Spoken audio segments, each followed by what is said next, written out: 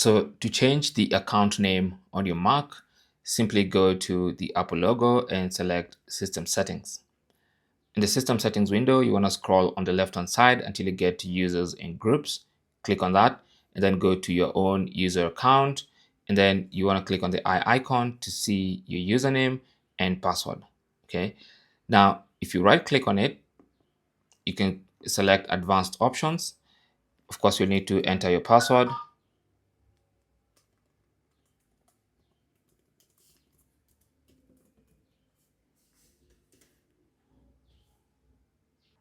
And once you enter your password, you should see this page where you can alter your full name. So you can see my name is currently just Chris. I can add in another name